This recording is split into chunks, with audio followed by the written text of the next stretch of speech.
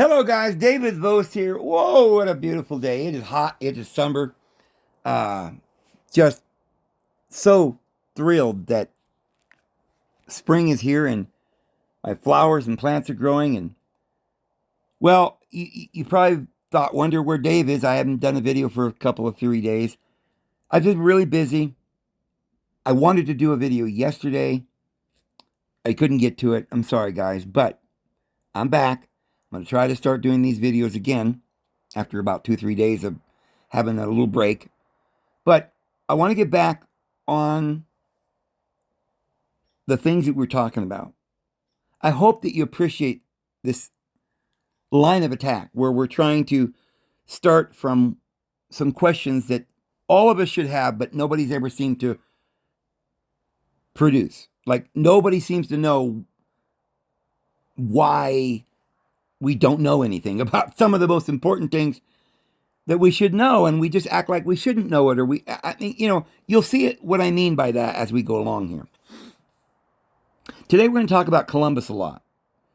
We're going to talk about Sinclair. We're going to talk about a deeper reason why America's here that you were not told, because I think most people today, they are never told, but they kind of believe that America is some dream that just either accidentally happened because somebody discovered it, but they never seem to understand all the connections and the names and the providence that led it all, and the prophecies, and also the influence, the heavy influence of Jewish financiers in America, and why. Sometimes we just chalk it up to, well, the Illuminati was taken over by the Jews. And then they took over the world, the banking, and we've gone at it from that line. Boom, boom, boom, nothing more. But there's more to it, friends. There's more to it. Because we also have Jews that did things that if they hadn't done it, we just wouldn't be here. I'm going to show you today that not only was Columbus Sephardic Jewish, expelled from Spain, not sent by Isabella and Ferdinand, though he may have possibly said he was a Catholic. That probably, if he did, and there's no proof he really did, but if he did pretend he was Catholic, it would have been a pretend because he didn't want to be murdered or crucified. What we'll show is that beyond any doubt, he was a Templar.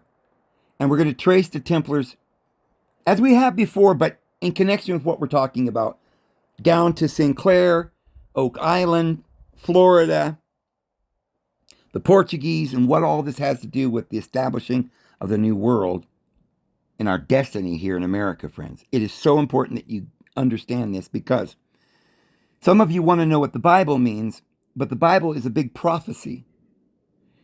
And we spent a lot of time digging into what it was based on. It was based on the same things that the other nations talk about. But they use different names because they have different languages. So in Egypt, there's a lot about Thoth. In Greece, there's a lot about Hermes. In Samaria, there's a lot about an Enki and these things.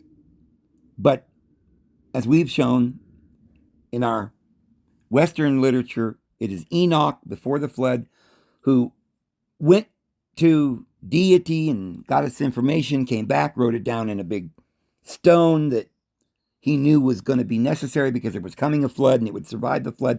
And in this stone would be all these mysteries. And we know it as astrology, or the story of why we're here and the coming of Jesus Christ. It is a great mystery that no one seems to ever have figured out to this day, because it seems like they're hiding it from us, not because they don't understand it. Although for a long time they may not have understood it. But the Knights of St. John and the Templars certainly did. And they were carrying these mysteries and protecting the Holy Grail, which is the Holy Bloodline, which is what we're going to get into today, and it has to do with America. And the reasons why we have this government, the Constitution, who is George Washington, Thomas Jefferson, Jefferson Davis, the Southern Confederate armies, the Union armies, and the Civil War, and Joseph Smith, and the Freemasons, Jehovah's Witnesses, Mormons, all these things that we're encountering here in our learning. We have to understand this if we want to understand the Bible. So those of you who understand the Bible, you've got to be able to understand what the Bible's talking about. And part of the way to get there, or the path to get there, is to see how those who interpreted the Bible for those thousands of years interpreted it, and what they thought it meant, and what they were doing, and why they came to America. So this is going to be a long video because there's so much information. It can't be too long. I get that. Usually we try to make it an hour, but I went over today. I'm sorry about that. But hopefully you guys, those history buffs out there that really want to get to the bottom of all of this, will wade your way through all of this and watch the upcoming videos, which are going to tie all this together. I mean, video after video, we're going to tie this all together until we understand everything that could be understood in our chaos of understanding. So let me start by talking about Columbus and who he was. And I'm going to read a little article for you, a short article, and then we're going to discuss this. Now, take a look at this. Christopher Columbus, a Jew. New evidence supports theory. Millions of Italians will parade to Columbus statue throughout the country and the world today. At the statue, they will place expensive wreaths. They will make flowery speeches on the daring and the brilliance of the man they know as Christopher Columbus. The man they believe was born in Genoa, Italy, of humble weaver parents who grew up to be a sailor, and on October the 12th, 1492, discovered America. And when the fanfare and the oratory and the toasts are done with, it will be very difficult to convince even one Italian that the man to whom they have paid reverent homage to is not the man they believe him to be. For Christopher Columbus is not Christopher Columbus at all. Rightfully, by documentary evidence unearthed as early as 1898 and as recently as 1929, the man is Cristobal Colon, with an acute accent over the second O in the last name. Rightfully, according to the same documents which were discovered after 8 years of exhausting search by the noted scholar and statesman Don Celso Garcia de la Rega, the man was born in Pontevedra, and Pontevedra is a Galicia. It's in Galicia, not the Galicia in Poland. Incidentally, this one is in Provence, in the northwestern tip of Spain. Provence? Is this providential? How do these names come to be so prophetic? Or were they named because these people were fleeing there, knowing they were probably like prophets, knowing what they were doing, setting up history. Say, hey, we know there's a flood coming. Let's build a big pyramid and write all this information down because one day they'll need it. They'll forget that they're deities. We've got to write it in a big stone that'll survive the flood. Well, that's what Enoch said. Well, Enoch went to heaven, and the Lord told him what to do and gave him this information. And he came down and said, look, this is a plan. I got this. Don't you worry. I'm going to write it in a stone. I'm going to save the people, and I'm going to, this is going to be like a schoolroom, a classroom. People are going to learn. They're going to have to use faith. Then there's going to be all this evidence. They're going to be dug up, and people are going to be, oh, wow, I guess we're here for a reason.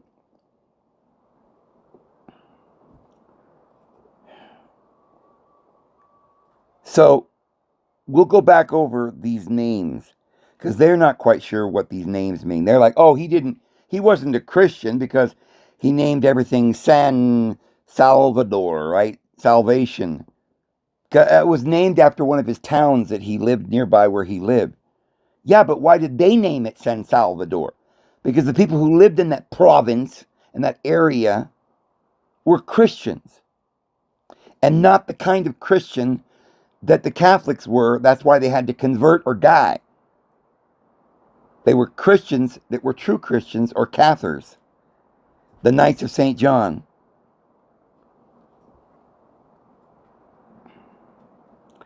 So, Pontevedra is in Galicia, not in Poland. Incidentally, this one is in province in the northwestern tip of Spain. Rightfully, his parents were not humble weavers. They were makers and sellers of nautical maps. And the parents named Domingo de Colon. And by the way, as a side note, the Dominican Republic and the city of Santo Domingo was named, I guess, or established after Christopher Columbus's brother, Bartholomew Columbus, because their parents were named Domingo de Colon, so it was named basically after Christopher Columbus as well. Just about everything in America was named after Columbus. It's somewhat interesting to understand that the Dominican Republic is basically half of the island where we always talk about Haiti. It's just south of Cuba, between Cuba and Puerto Rico, and the Bahamas are right there. So that's where these individuals took these big stones that was one of the headquarters for the Spanish headquarters for the Templars, and tore it down, rebuilt, and took these stones over to Florida, half of it in Florida by North Beach, right outside of Mar-a-Lago, and the other half was taken to the Bahamas and built this ancient Templar temple or monastery right near the Dominican Republic, or a place named after Christopher Columbus's brother and his parents. But then it goes on to say, where we left off, and Susana de Fonteros were Maronist Jews who were forced to embrace Christianity to save their lives in that day of the Inquisition terror. What kind of an Inquisition was it, friends? The Waldensian Inquisition was against Cathars, Christians against Christians, but not true Christians, evil Christians against good Christians that were of the line of Mary. That's why he named his ship Santa de Maria. Get it? So the Inquisition they're talking about here is the Spanish Inquisition. And on the day of 1492, when Columbus sailed the ocean blue, they were expelling the Jews. But they weren't like Ashkenazi Jews. These were the Jews who had mingled and become one with the Christians, who were all descendants of Mary Magdalene, Cathars. They were expelling Jesus's lineage, his Mary Magdalene's lineage. And so he was forced to embrace Catholicism or die. And he said, I'll leave, thank you very much. I'll be expelled. And he took with him a bunch of other individuals, and all the sailors that went with him were all Jews. Sephardic Jews, Garcia, Rodriguez, and all these names that you see in Spain and so forth. These are royal bloodlines from Jesus Christ.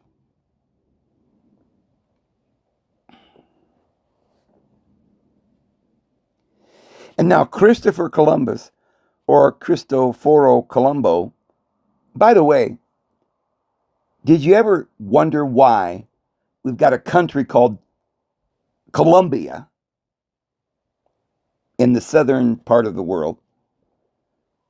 Then we've got Washington, D.C., which I don't think half the world even understands what this means, Washington, D.C. The District of what? Columbia. This country is founded by someone named Columbus. Even the Canadians call themselves British Columbians. The whole Western world was called Columbia.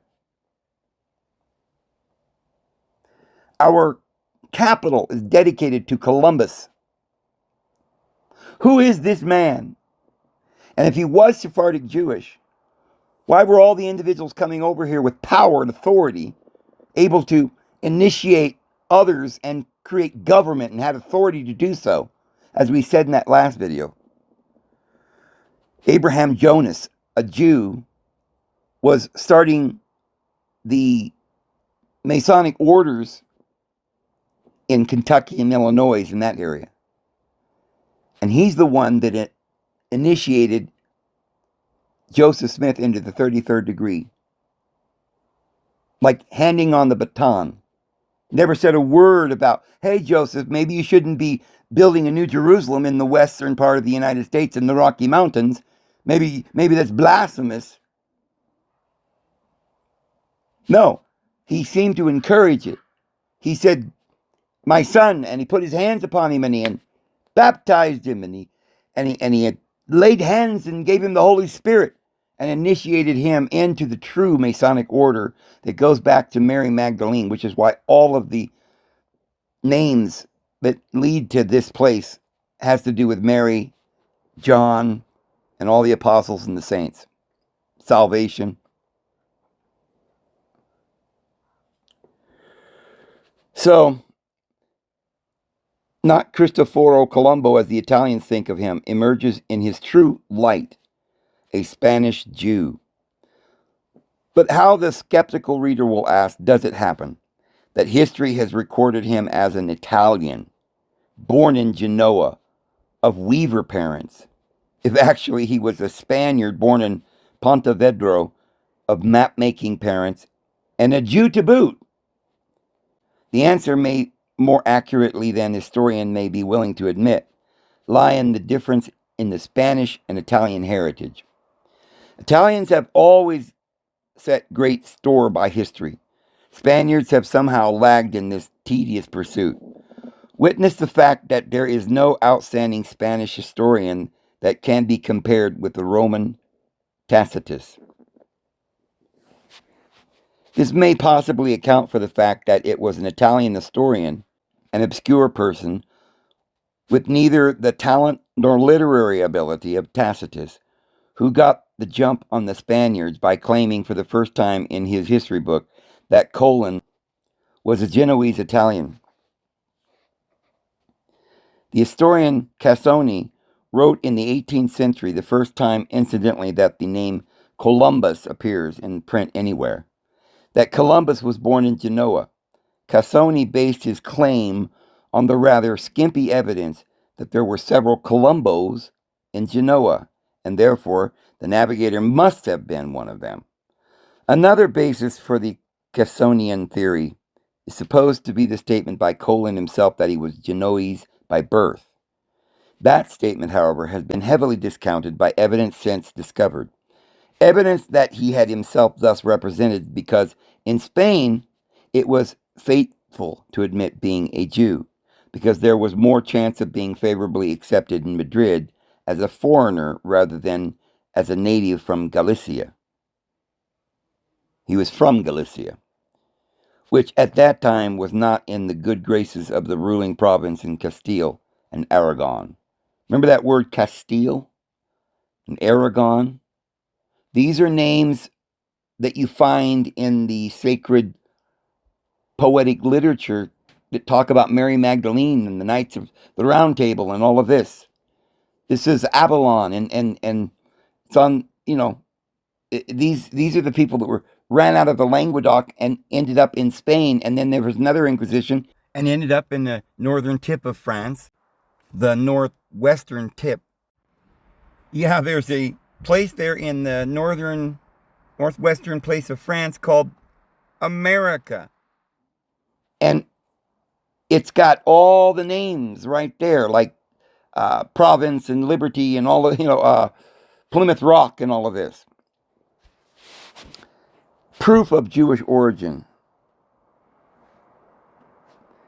As opposed to this evidence, which has clung persistently in the world's school histories, historians being notorious sufferers from the malady of the inertia when it comes to accepting new historical data that completely refutes the old, there is the following abundance of proof to substantiate the claim that the famous navigator was a Spanish Jew.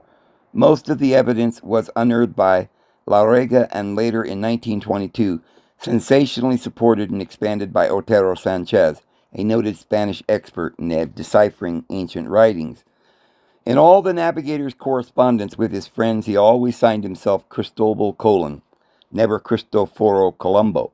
See, that's how they would say it, Cristobal Colon, if you're from Spain. If you're really Italian, you would say it some other way, um, so all the writings of Cologne were in Spanish, never Italian. He was supposed to have been educated at the University of Pavia in Genoa, which would have made him well grounded in Italian, yet there is no record of his having spoken or written that language. Improbable that the son of a weaver would become a navigator. Highly probable that a son of a nautical mapmaker and himself a mapmaker would become navigator. His parents were also members of the nautical societies in Pontevedra. I wonder what these societies, nautical societies, were and why they existed. Societies, like secret societies, but they, what is that? We'll have to look into that.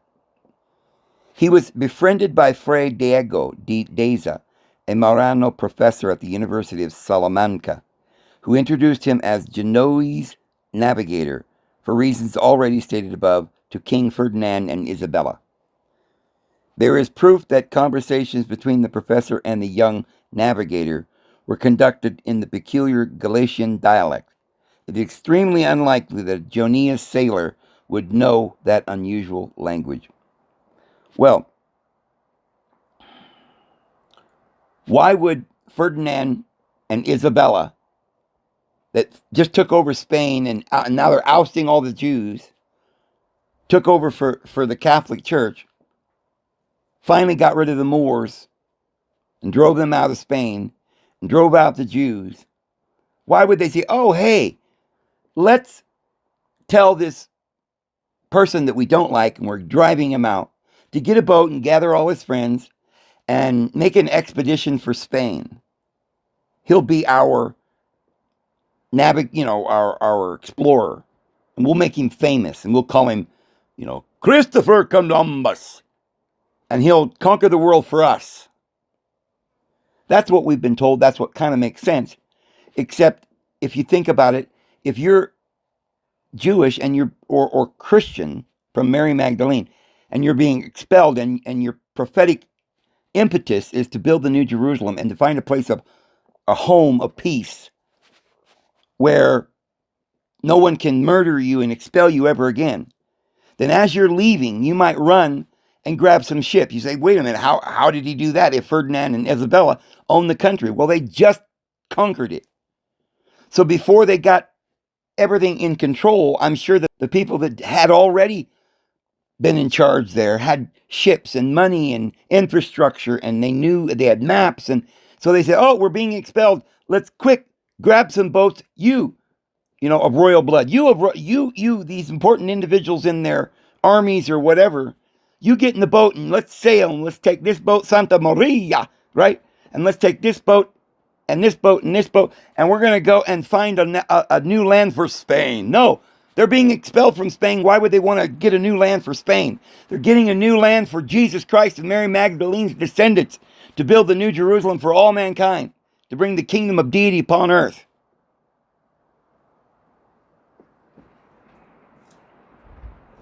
Yes, there will be a lot of questions. Supposedly, the world believes that Columbus came over and murdered all the natives, and that kind of thing. We'll get into that. Maybe all of that's not true either, because we've been told a lot of lies by these guys. They told you he was an Italian, but never told you what he was doing in Spain, right? It's crazy. So, Cologne always carried with him astronomical tables compiled by the celebrated Jewish savant Abraham Zacuta, translated into Latin by another Jew, Joseph Asinlo. See, people think, well, Isabella and Ferdinand hired him to do it, and the Jews just happened to be good at astronomical tables, so he went and asked them. But why would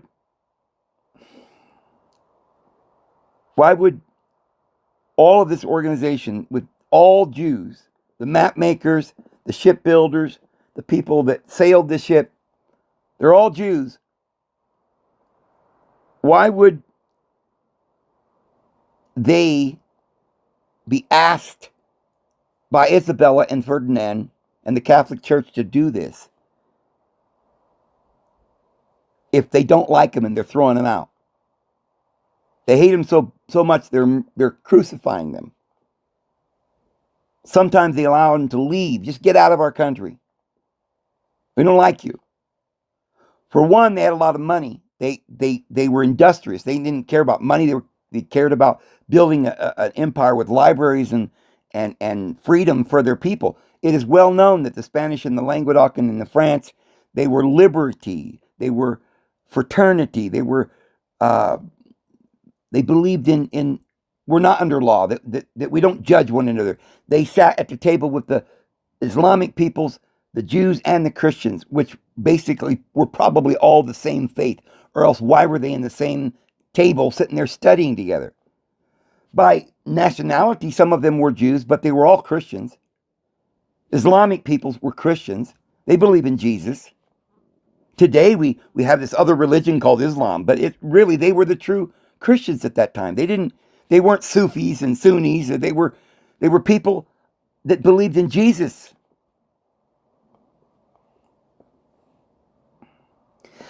The help afforded by the Jewish scientists and financiers of that time. See, they were the financiers of that time. Financing it. They're admitting that. Not Isabella and Ferdinand of Spain that just took over the country.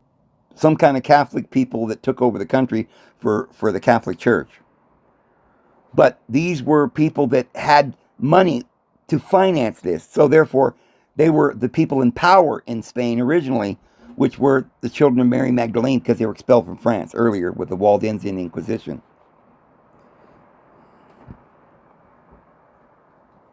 So they were of the same race. In this connection, it is interesting to note the comment of Herbert B. Adams in his Columbus and the Discovery of America. Not jewels, he writes, but Jews were the real financial basis for the first expedition of Columbus. Furthermore, the basis, why? Because they were trying to flee. Furthermore, in a card he wrote to a Jewish friend, Luis de Santiago, treasurer of Aragon, Colonel announced his discovery of America with a fleet named in part by Jewish sailors. Jewish sailors. So, you say, but why would Catholic Church let them go? And let them go to America, which is so great, and wow, they become the Americans and build up the world power. Because they didn't know it was the world power at that time. It wasn't. There was nothing there. They didn't even know where they were going. They just set them out on the sea and they said, okay, bye, fools. But they found the new world because they knew where it was. Because it was Providence. Because they named their country Providence. Guys. The very names of these three first ships, Santa Maria, okay, Saint Mary, the Nina, and the Pinta. At first, the flagship was named by him La Gallega, Galician. It is certain that an Italian wouldn't have called his ship after an unknown land called Galicia. Well, he was from Galicia, Spain. The final name of the ship had no religious significance or connotation, as has been erroneously supposed. It was named after Santa Maria, a beautiful spot near the mouth of the Pontevedra River. So it wasn't named after the spot on the Pontevedra River. It was named after Saint Maria. Okay? Same reason they named it in Spain that, because they believed in Maria and Jesus Christ. When Colon landed in America, so why were they forced to become Christians if they already believed in Saint Maria? Because they were Christians, but just not the kind of Christian you're supposed to be. And if Columbus is naming them after Maria, then he must have loved Maria. And he must have been a Christian. He didn't have to convert. But he just wasn't going to convert to Catholicism. The same holds true for the many other places he named. Porta Santa, Punta Lazada, Punta de la Galicia, Cap San Miguel, Cap San Nicolas, representing either spots near Pontevedra, or the names of the Pontevedra Sailor Societies. Wow. So I asked AI, and they said, while the widely accepted narrative is that Christopher Columbus was of the Italian origin, recent research suggests that he was likely a Sephardic Jew from Western Europe, specifically the Spanish Mediterranean or Balearic Islands. This theory is supported by DNA analysis of remains and research into his writings and other historical evidence. Sephardic Jews are Jewish people whose roots are in Spain and the Iberian Peninsula. They were forced to convert to Catholicism or face expulsion after 1492. They weren't forced to become Christians, they were forced to become Catholics, just as the Cathar Christians were forced or expelled or murdered. The Ashkenazis, they don't live there. They live in Germany and the French Rhineland. Evidence for Sephardic heritage. DNA analysis, written evidence, points to Columbus's use of specific terms, is focused on the age of the world according to the Jewish calendar. We saw that the other day with Abraham Jonas, and in their meetings in the minutes when they were initiating Joseph Smith, the date was 50 something, it was in the Jewish way of counting time, not the European way where, you'd say 1830 or whatever. Instead, it was the Jewish calendar that's involved with the original Masonry, which is why we know that it's from Mary, because they counted time that way in the Languedoc, where Jesus and Mary Magdalene was, because the 72 went there. They started a Sanhedrin. Jesus was from Jewish people from that area, and they didn't know anything about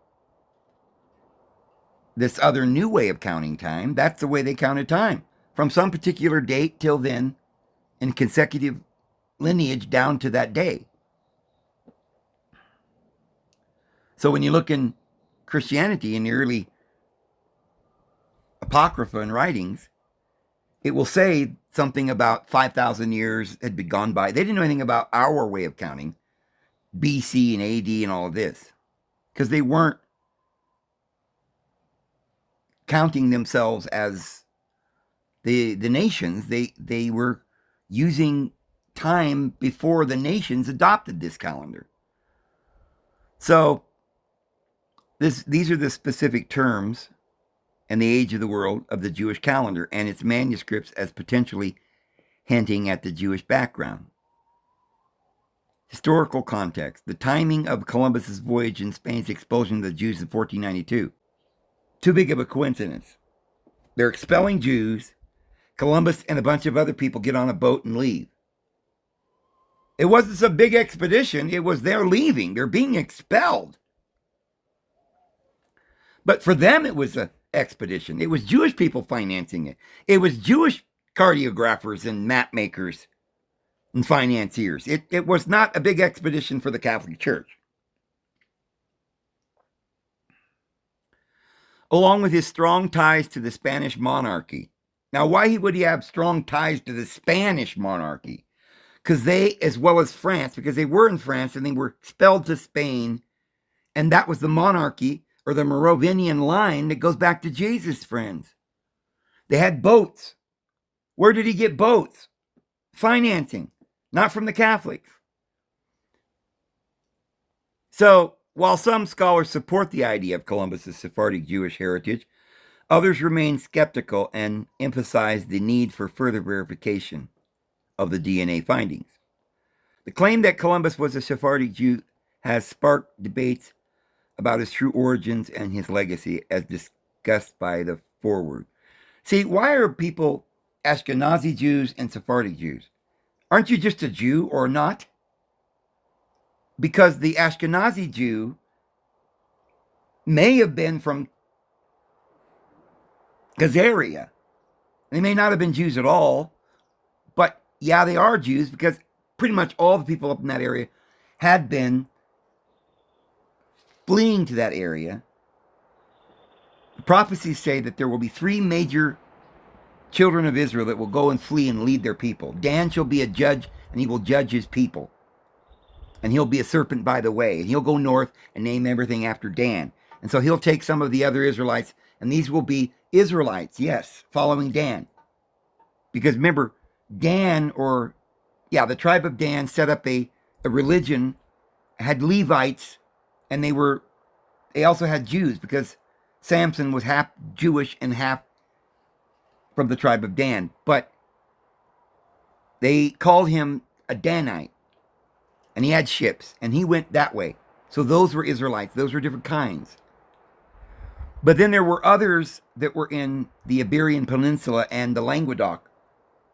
Now, there may have been Jews in the Iberian Peninsula for centuries. But it seems that when Jesus and Mary Magdalene came with their children and started, and the Knights of St. John and the 72, and they all had kids, and they started growing and growing, it seems like they just mingled with their brethren, the Jews that were already there. So a lot of them were Jews, just as all the world are Israelites. It's just that hasn't caught up with the world yet. They're not understanding this. The 10 tribes were scattered into all the world. Like I said, the Danite group went north, the other group went to Europe, and then to America, and then one group went all the way to Japan, through China and so forth, and Africa. Well, they went everywhere, all around the world. Ethiopia. They're all Israelites. The ones in Europe happen to be of Jewish descent because of Jesus and Mary Magdalene. Well, look at this. I asked if Christopher Columbus was a Cathar. And AI said, I thought they'd just say, no, of course not. But what they said was surprising. They didn't say no. He said, while some recent studies and documentaries suggest Christopher Columbus may have had Jewish ancestry, the historical record and Columbus's own writings indicate he was a devout Catholic Christian.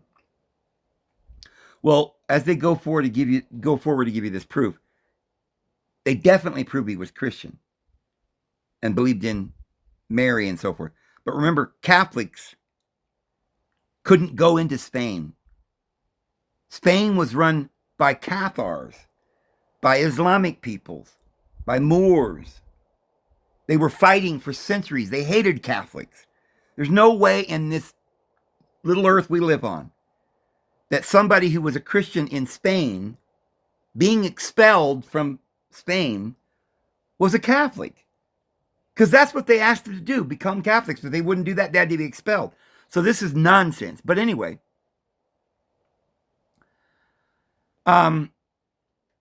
historical records. Columbus's writings and historical accounts portray him as a dedicated Catholic, or is it a dedicated Christian? Religious practice. He observed Catholic fasts. Well, I don't know exactly what a Catholic fast has to do with being Catholic. Christians had fasts. The Catholics may have been Christians as well. You know, they just hated the descendants of Mary Magdalene because they were following some other idea of Christianity that left everything obscure. But he always took communion and he read religious texts. Missionary zeal. He expressed a strong desire to convert the indigenous people he encountered to Christianity. Now, if he was a Christian, now the Catholics would say convert or die. Did Columbus say convert or die, or was he of a different persuasion? Did he say we love you, and through love they were converted? He saw his voyages as part of a divine mission. You think that mission was more likely to be Catholic, or the mission which is in all the ancient texts? The whole Spanish France, the people up in Scotland, Ireland, were talking about building a new Jerusalem and following Saint Maria, which had the Knights of St. John, which is all about the Cathars who follow all these traditions. DNA evidence. Some researchers claim DNA analysis of Columbus' remains suggests he had Sephardic Jewish ancestry. Converso theory. The theory proposes that he may have been a converso, a descendant of Iberian Jews who had converted to Christianity, possibly to avoid persecution. So his ancestors might have converted to Catholicism, but they were of the lineage of Mary.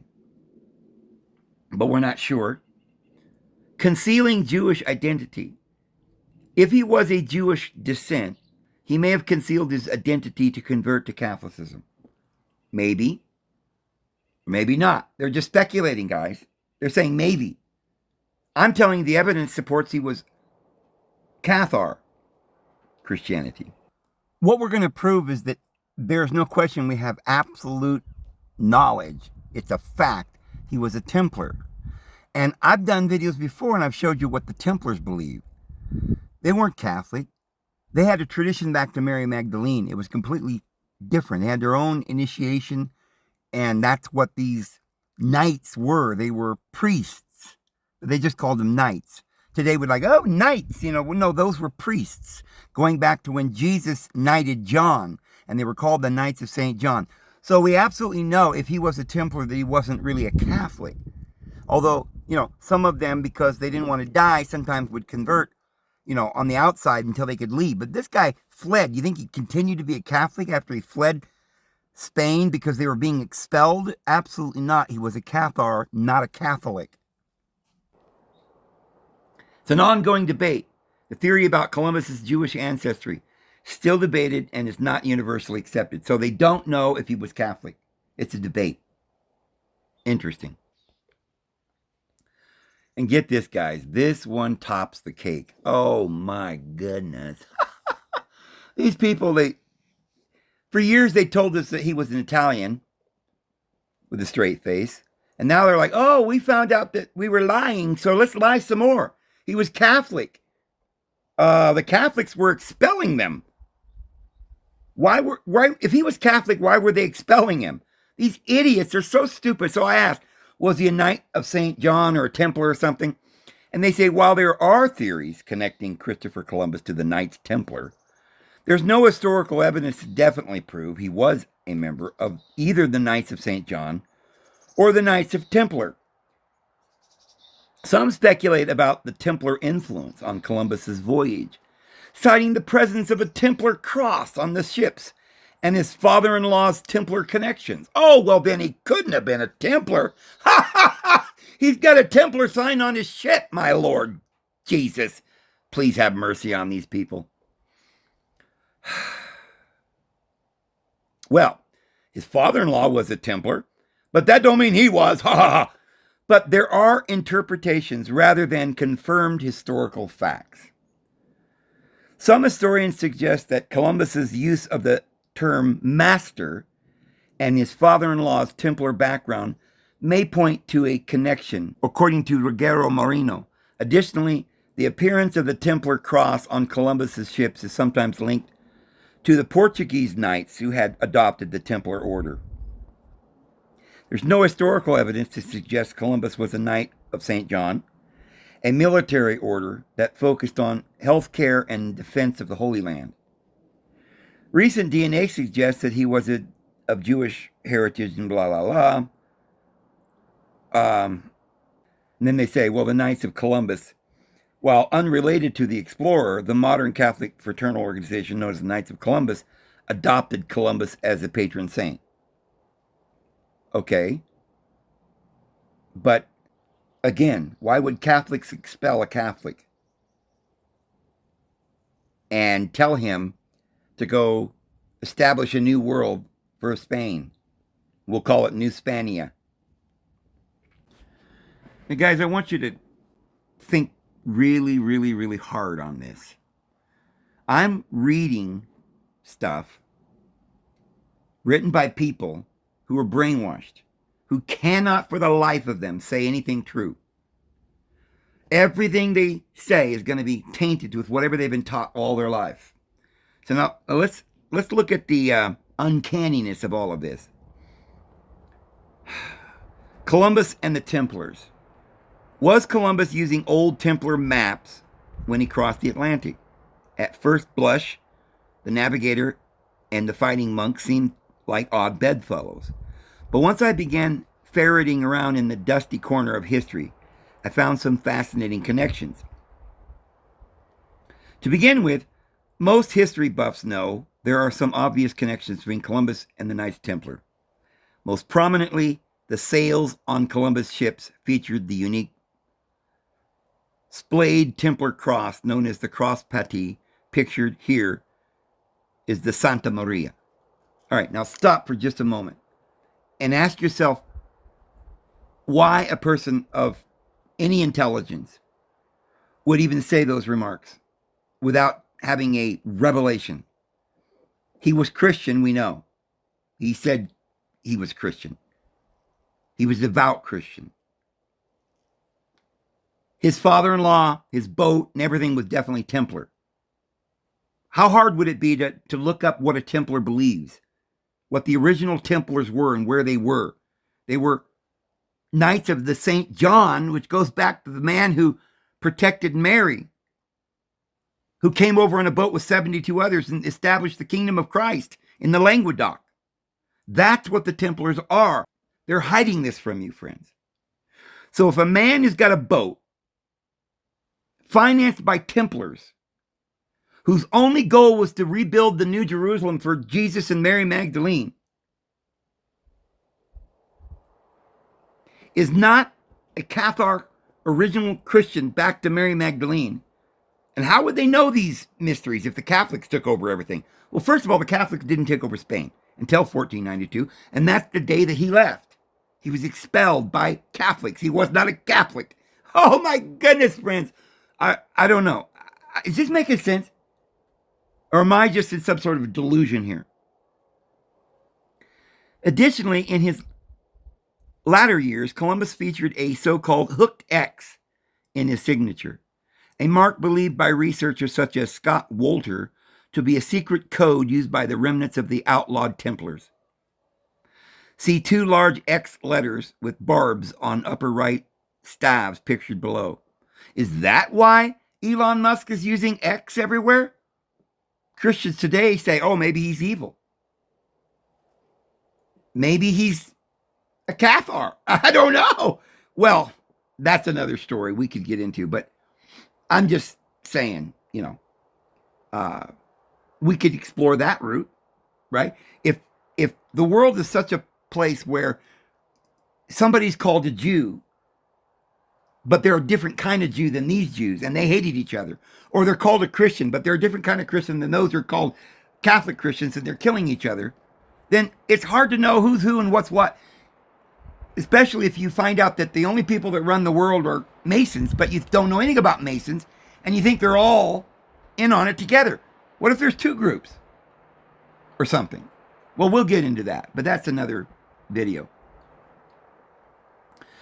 Other connections between Columbus and the Templars are less well known. For example, Columbus grew up in Genoa, bordering the Principality of Seborga, the location of the Templars' original headquarters and the repository of many of the documents and many maps brought by Templars and Europe from the Middle East. But look at this. The Knights Templar did not have their original home in Seborga. Their original headquarters was in Jerusalem on the Temple Mount. Tomar, Portugal, was the last Templar stronghold and headquarters in Europe, built around 1160. Now, friends, I want you to think about this. This will prove to you that they're lying about everything. Because when have you ever been told why Portugal, that little bitty chunk of the coast of Spain, had wars with Spain after 1492? They were separate, and that Europe and the Catholics could never conquer Portugal for years, and that they had their own sort of thing going on. But we're never told it's because they were the people they were driving out, Christians from the Knights of St. John Templars, that they were expelling. And they didn't expel them all from Spain, but they moved to Portugal until they got all over here in America. You know, Portugal is one of the main colonizers of America. And why? Why would this little country be so powerful? Because the last headquarters was in Portugal. And of course, there were many of these individuals that were up in the northern tip of Spain as well. So it was basically the whole western tip of Spain. It was made up of Knights of St. John and Mary Magdalene.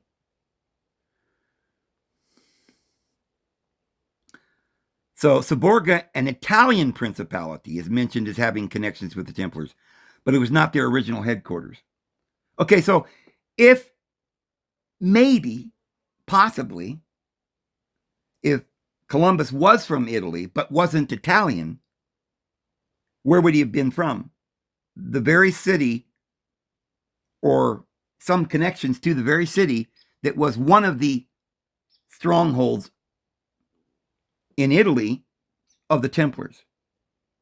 So now we know why he might be associated with Italy, but he's not Italian and spoke some other language and was Jewish, of Jewish heritage, but claimed to be Christian. You see what I'm saying?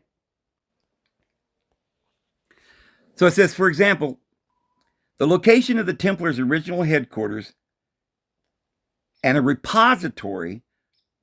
So this Saborga in Italy was the Templars' original headquarters. This guy says. The other AI says it wasn't their headquarters, but it's just a place where they had a stronghold. But it was a repository of many of the documents and maps brought by the Templars to Europe from the Middle East. Could Columbus have been privy to these maps? He's got a Templar sign on his ship, for the love of Pete. St. Peter? My goodness. I think these people are daft. Really, I think they're trying to hide stuff, even though it's coming out little by little, but and they don't know what to do, so they're like, okay, yeah, but. See, it's not really what you think. So it's a little sleight of hand here. It's funny how you can read this and see all the facts pointing to one thing, but their wording points you back to another. Yeah, but. But he was probably Catholic. If he was a Christian, he was Catholic. Well, do you have proof of that? No. Why do you say that? Well, he was Christian, so. Yeah, but the people that was in Spain that were Christians weren't Catholic. They were being expelled.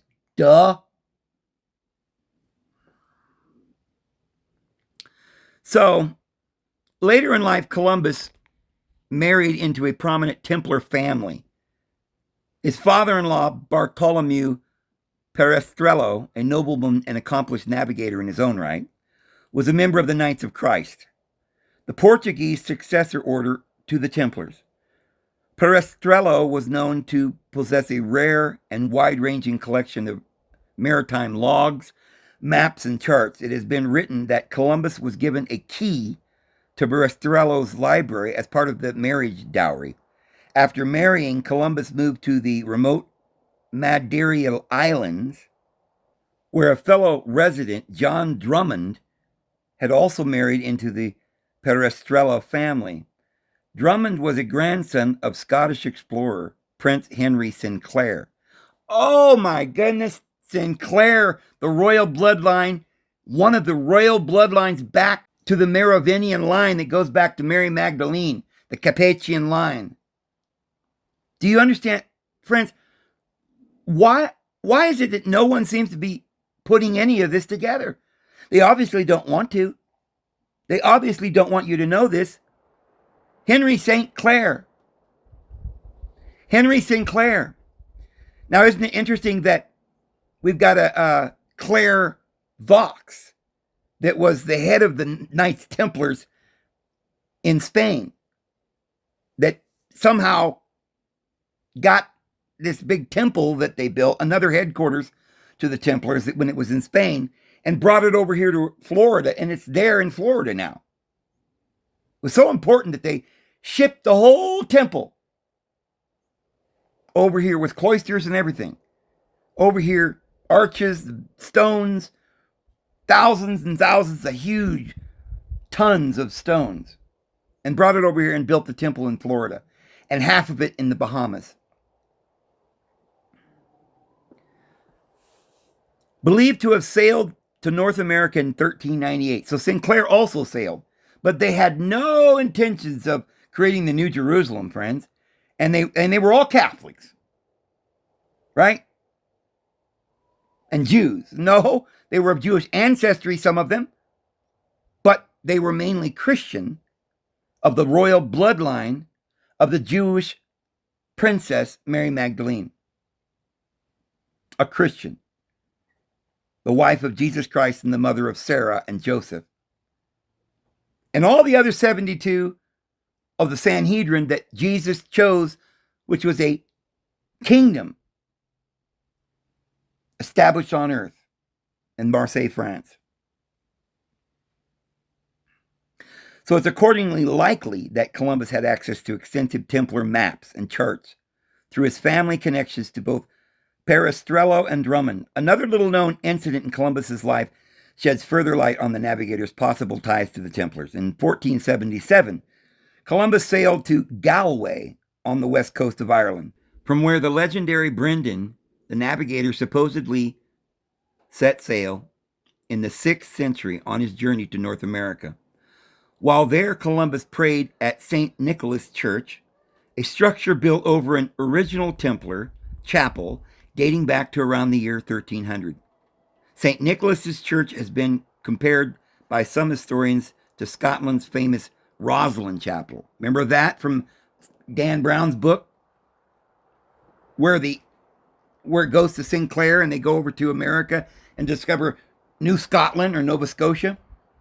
So it was the descendants of Mary Magdalene that discovered the entire America, from Canada all the way down to Brazil.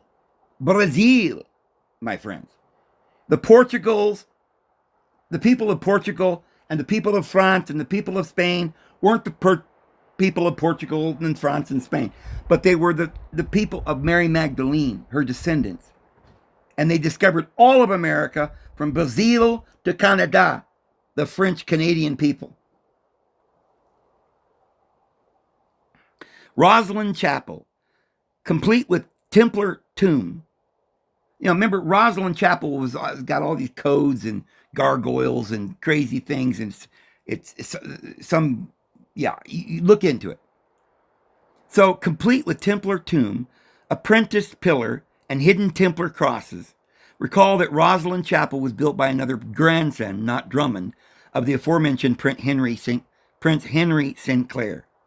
According to his diary, Columbus also famously observed Chinese bodies floating into Galloway Harbor on driftwood, which may have been what first prompted him to turn his eyes westward. A granite monument along the Galloway waterfront, topped by a dove. Columbus, meaning dove in Latin, commemorates this sighting. The marker reading, "On these shores, around 1477, the Genoese sailor Christopher Colombo found sure signs of land beyond the Atlantic." In fact, as the monument text hints, Columbus may have turned more than just his eyes westward. A growing body of evidence indicates he actually crossed the North Atlantic in 1477. Columbus wrote in a letter to his son in the year 1477, "In the month of February, I navigated 100 leagues beyond the Thule to an island which is as large as England. When I was there, the sea was not frozen over, and the tide was so great as to rise and fall 26 brachias. We will turn later to the mystery as to why any sailor would venture into the North Atlantic in February. First, let's examine Columbus's statement. Historically, Thule is the name given to the westernmost edge of the known world." Thule, remember that one? The top of the world, right? Well, all these maps have it. Well, evidently Columbus was familiar with it, and Sinclair and all these people. And these were the ones making all the maps, right? Descendants of St. Marie. In 1477, that would have been the western settlements of Greenland. So they discovered Greenland too, and Thule. Although abandoned by then, they were still known. A league is about 3 miles, so 100 leagues is approximately 300 miles. If we think of the word beyond as meaning further than, rather than merely from, we then need to look for an island the size of England with massive tides located along the longitude line 300 miles west of the west coast of Greenland and far enough south so that the harbors were not frozen over. Nova Scotia, with the famous bay of Fundy tides, matches the description almost perfectly.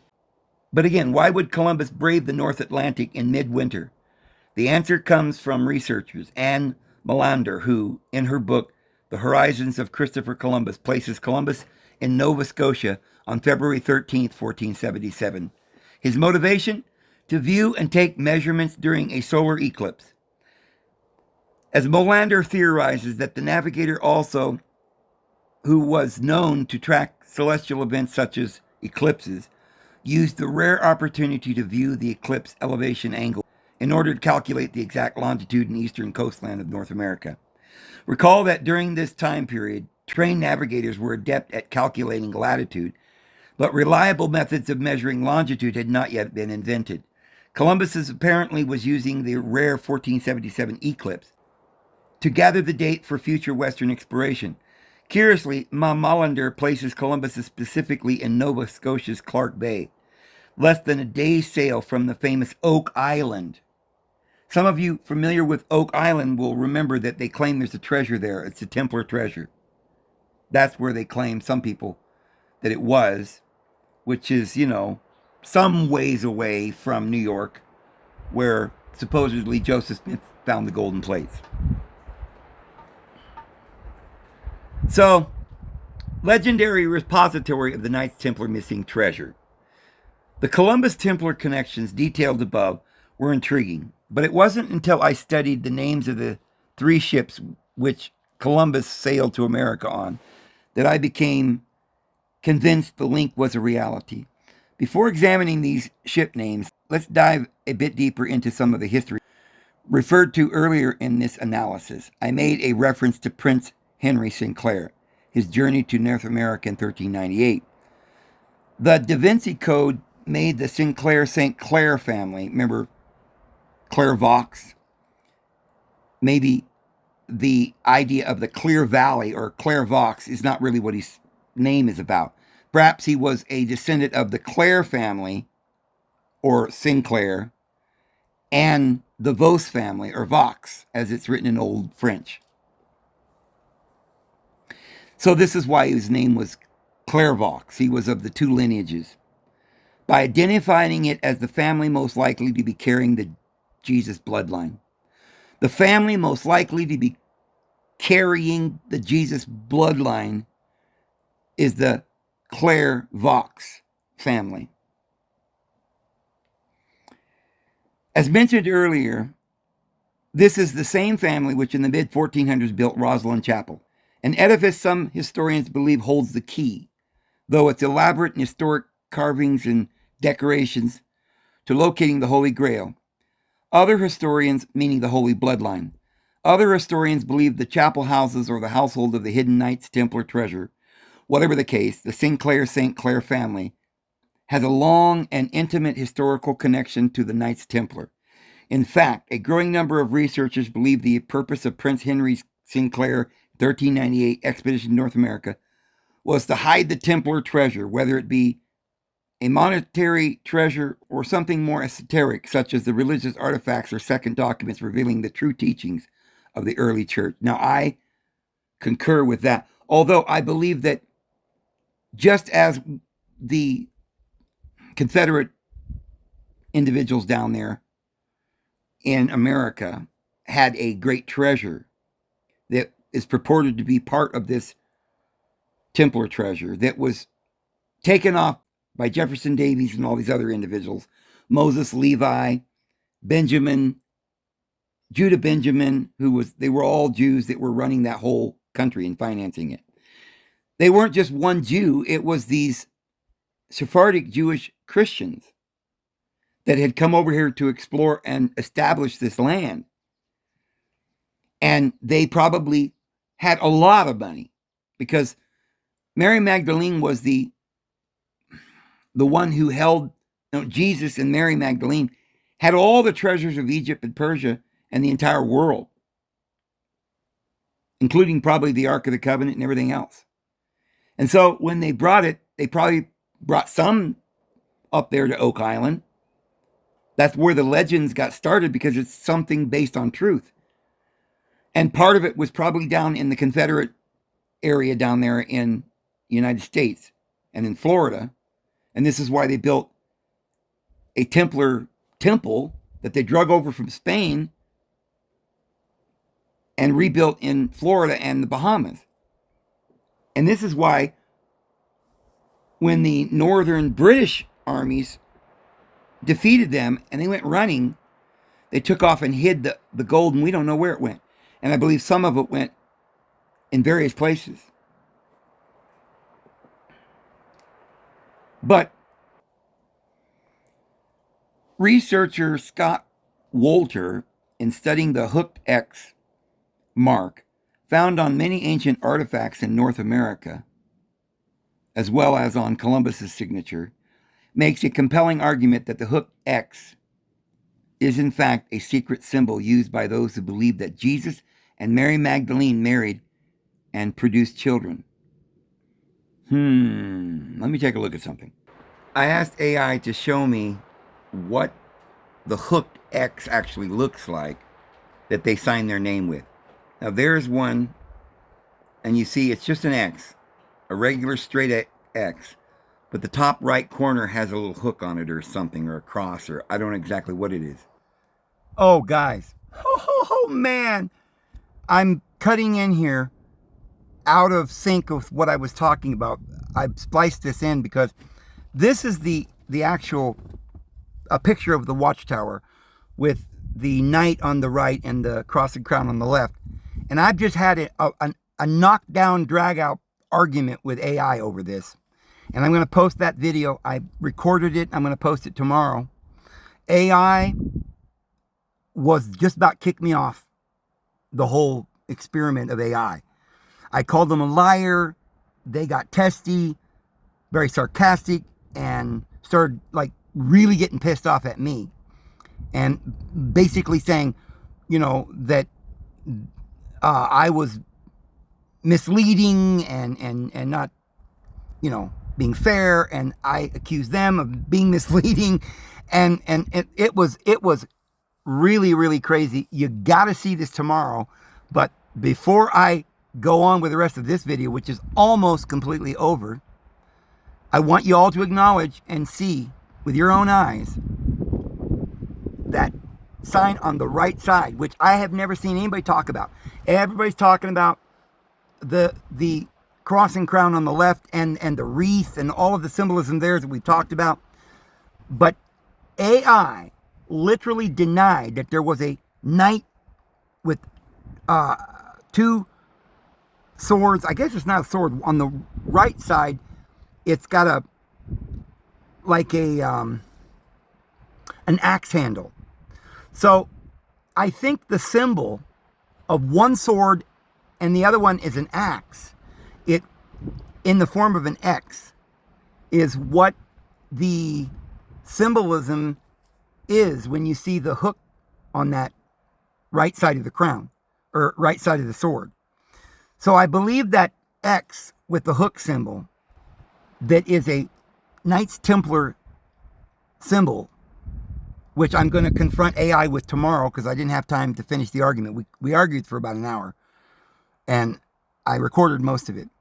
I think that's the evidence that this is definitely Templar, because we know and we can prove that the Templars had a sign called the hooked cross, and I think that's where it comes from. Because everybody says we don't know where it came from. That's it. Take a look at it. The hooked cross, which is an X. But anyway, we'll talk about that tomorrow, guys. Oh, buddy, you'll wait till you see the video tomorrow, guys. Oh my goodness, you gotta stay up for that. Anyway, going back to what we're talking about here today. And then they show you that, well, it could be like it's a little Y or something. Sometimes it's written with several, like a star and then a little hook on the right cross or whatever. And you see that in all kinds of places, even here in America. Some of the petroglyphs might not have been native peoples. They may have been the Knights of St. John.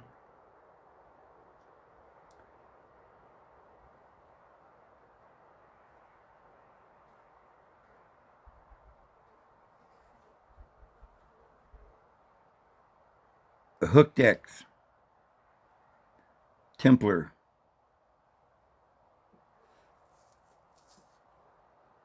Jesse James was a Templar, by the way.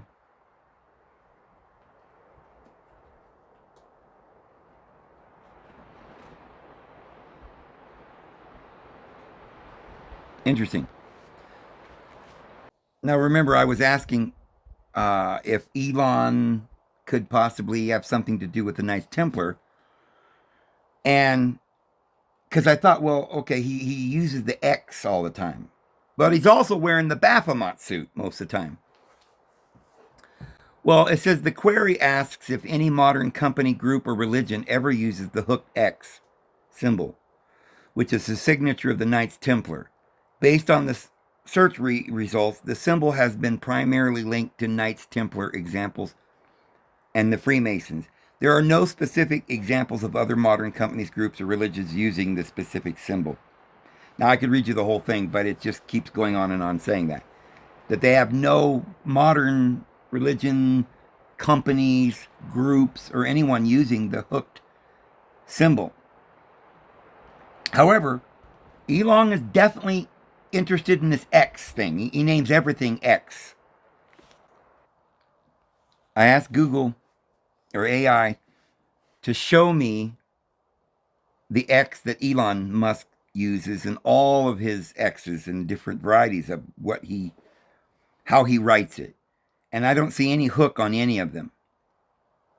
Although his head is in the top of that one, which could say something, but there's a dove in one. Remember, the dove is the symbol supposedly of Christopher Columbus, as well as, I guess, the Holy Spirit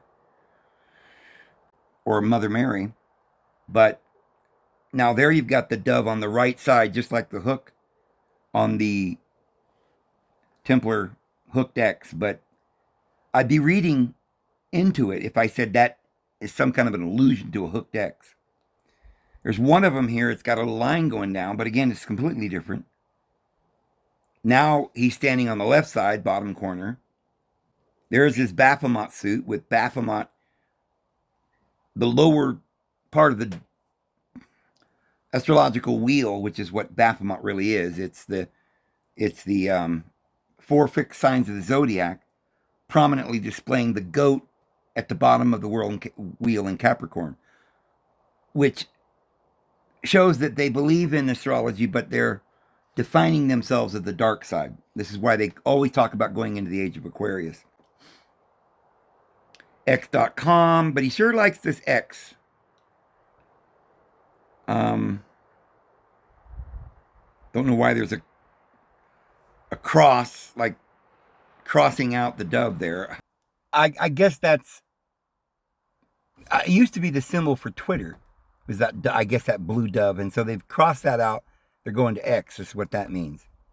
I don't know, was Twitter originally run by Christians and now they're going to the X? Or I don't think so, because that guy that was running Twitter, I can't remember his name right now, he's got that long satanic goat beard. We'll talk about that another time. But I don't see any of these X's, none of them, that have any hooks on them or anything. But look at this.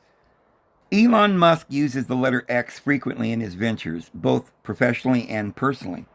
He's used it in company names like SpaceX, Exal, Xcore, as well as in the remaining of Twitter to X, as well as renaming Twitter to X. He also used it in his child's name, XAEA12. So maybe we're finding or getting closer to understanding this enigma, this coded name of his kid. It starts off with this X. We could probably do another video on trying to decode that. XAEA12. I'll look into that. And in the name of an earlier venture, XCOM, which later became PayPal. Oh. Oh my goodness. Wow. Other uses, Unicode character, the new X logo on Twitter is a Unicode character. And rebranding, Musk has also renamed conference rooms expulsion and S3XY or something. So he's definitely into this X, and he hasn't announced publicly why, but there has to be a reason. Also, remember that he was seen at Trump's victory rally, doing the Hitler, thing. And of course, the swastika is a type of a hooked X, but it's not, obviously not the same symbol. It's got hooks on each side, so, but you could say, I guess in some crazy way, you could say that's an X that's hooked, but it's not the hooked X. It's just some other, but it seems like the good side and the bad side are using the X to mean something. X originally means cross that Jesus died on. It means Christ. But it also means this. The cross is related to the curse, the crux, and the hex, or the X, the curse. And while it could be understood as a word that, or a letter that is portraying a curse, it could also be, to the learned occultist, a symbol of Christ who was cursed upon a cross.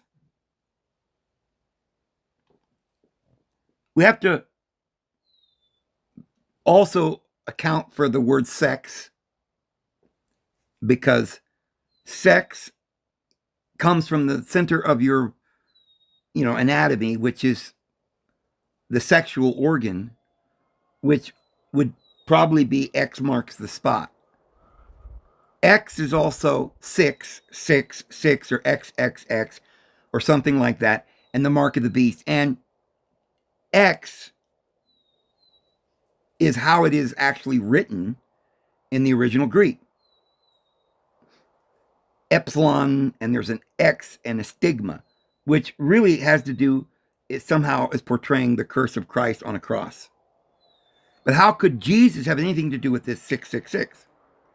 Well, it's the 666, or the three equilateral triangles of 60 degrees.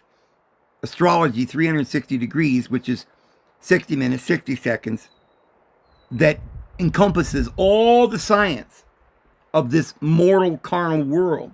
And it represents the beast. And we're going round and round in this carnal catch-22. And therefore it will kill you. And we're all going to be crucified on the cross of life, which isn't really life, it's the cross of death.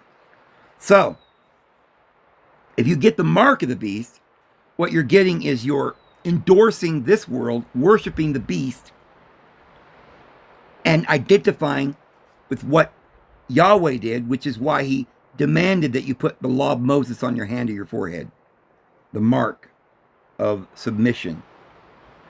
So, both groups, if there were two groups, might be using the X as a symbol, because one would be saying, hey, we're Christians, and others would be saying, oh, or maybe Christians back to Mary Magdalene specifically.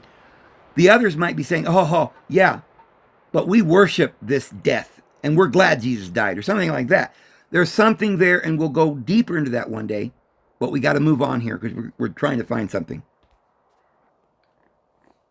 But now I want you to look at this, and this just might blow your mind. And before we read this, I just want to say the original X, where we get this whole thing, was from the Phoenicians, or the Samek, which the Hebrews used that letter. And it literally meant the fish. And remember, the fish is, even before Jesus came along, was in Pythagorean mathematics. And it had to do with the that pi, or the golden ratio, and you would draw two circles, and where they intersected there'd be a fish, and it had to do with this 193 over 204 or something, which is actually in our New Testament, where Jesus stood 200 feet from the bank out in the sea, and they drew up 193 fish. So it has to do with fish. And of course, over time, this has come to be understood as going back not to Pythagoras, but to Jesus. Because Jesus was the mysterious understanding of this fish as Christ. And of course, the cross.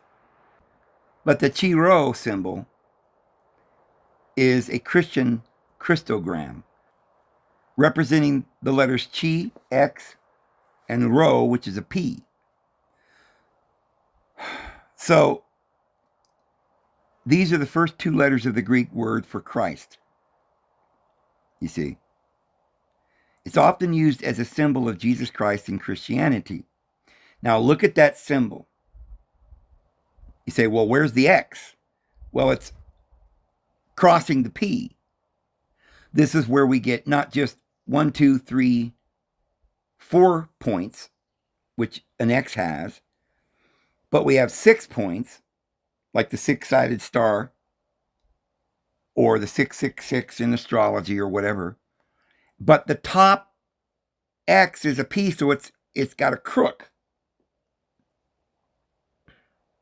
And we just got through looking at the symbols of the hooked X having something to do with this Chi Rho symbol, or the X over the P, making this six-sided star with a hook. So if you look at this symbol all the way down, there in the right bottom corner, it's etched in stone. We just saw that same engraving where it was called the hooked X. So if perhaps there is no known reason for the X. So if you look into the Illuminati, they don't talk about the X a lot, although they do put the X on, like, the Eye of Osiris or something, or the pyramid. Sometimes it's there, but not in the official symbols. Modern people put it there maybe because it represents the unknown or some mystery or something. I don't know if they refer to it as Christ. I think they may be doing it in some kind of mockery. But this particular symbol was a Knights Templar symbol. And as you can see, there is apparently there, at least very similar to that symbol. I think it's the Templar symbol. I'm going to dig deeper into it. And it has to do with Jesus. And of course, not just the modern Christian idea of Jesus dying on a cross, but the whole truth behind the cross of Christ, which is the body of Christ upon the cross, his body of many members, which we all are, which is the whole plan of salvation, which is why we came down to get our bodies to die so we might live again, to partake of the tree of the knowledge of good and evil, to be crucified upon the tree of the knowledge of good and evil, to die that we might learn to live through knowledge, gnosis, to attain unto Christ, which is one of the main epitomes of Christianity. This means eternal life, taking in gnosis, partaking of the tree of the knowledge of good and evil, that we might become like deity. So, look, I'm going to do a whole video on Elon and Trump regarding their intentions and their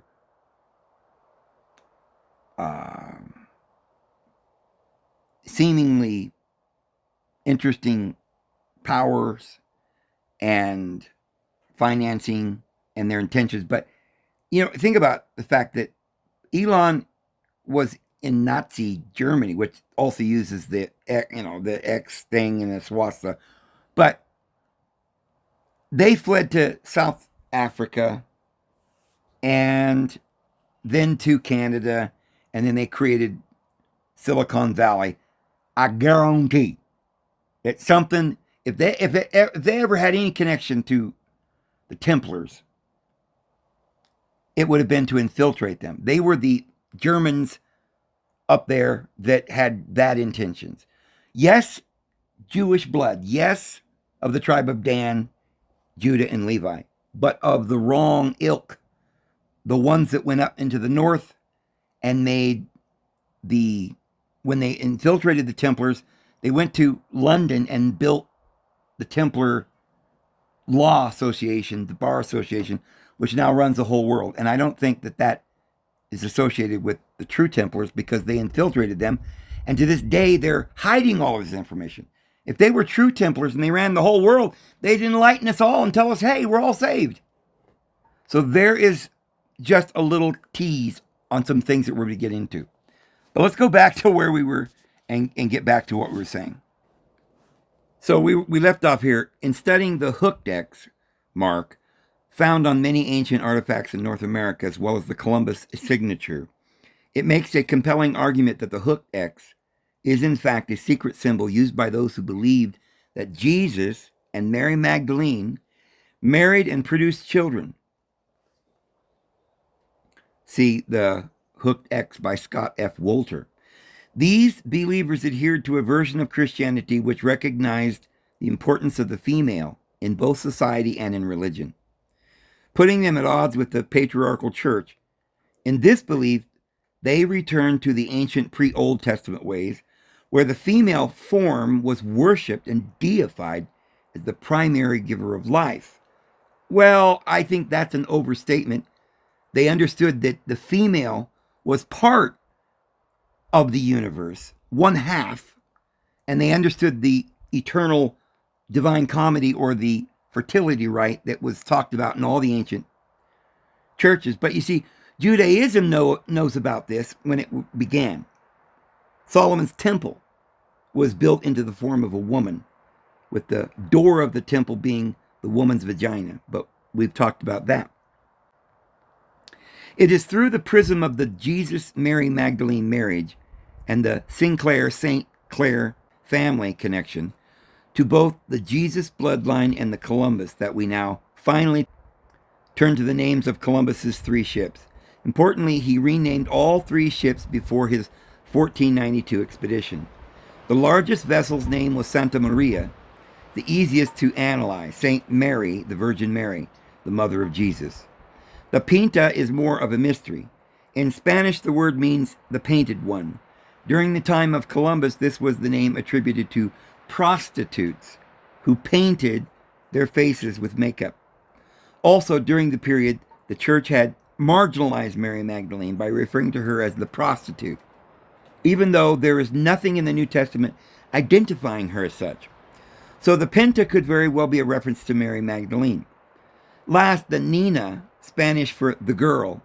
Could this also be the daughter of Mary Magdalene, the carrier of the Jesus bloodline? If so, it would complete the set of women in Jesus' life. His mother, his wife, and his daughter. Because Mary Magdalene and Jesus had a daughter named Sarah. And be it a nod to those who opposed the patriarchy of the medieval church. It was only when I researched further that I realized I was on the right track. The name of the Pinta before Columbus changed it was the Santa Clara, Portuguese for St. Clair. To put it on a bow, Columbus named his 3 ships after Virgin Mary, Mary Magdalene, and the carrier of the bloodline, the St. Clair girl. These namings occurred during the height of the Inquisition, when one needed to be extremely careful about doing anything such which could be interpreted as heretical. But even given the danger, I find it hard to chalk these names up to coincidence, especially in the light of all the other Columbus connections to the temples. Columbus was intent on paying homage to the Templars and their beliefs, and found a subtle way of renaming his ships to do so. Given all this, I have to wonder, was Columbus using Templar maps when he made his Atlantic crossing? Is this why he stayed south? Because the maps showed no passage to the north. So if so, and especially in light of this 1477 journey to an area so close to Oak Island, what services had Columbus provided the Templars in exchange for these priceless charts? Anyway, guys, hour and a half. I am so sorry, but I don't know. There's just nothing in this video that I want to cut out, so I'm going to leave it there. And, oh man, look at that handsome man on the screen. You know, I am really beginning to understand what's going on here. And we're going to be able to explain all of this in upcoming videos, sorry.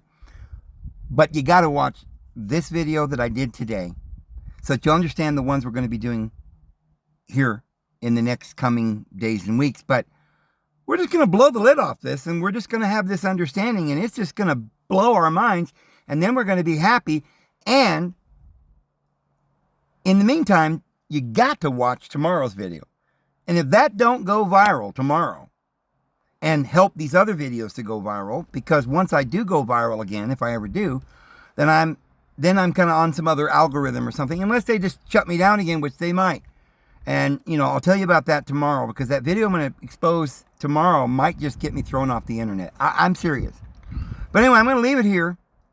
Please watch these upcoming videos, and especially tomorrow, because it'll blow your mind what AI is doing, and we're going to talk about that. Well, guys, I'm going to let you go. I'm going to go get this uploaded. Have a wonderful evening. The Lord will bless you.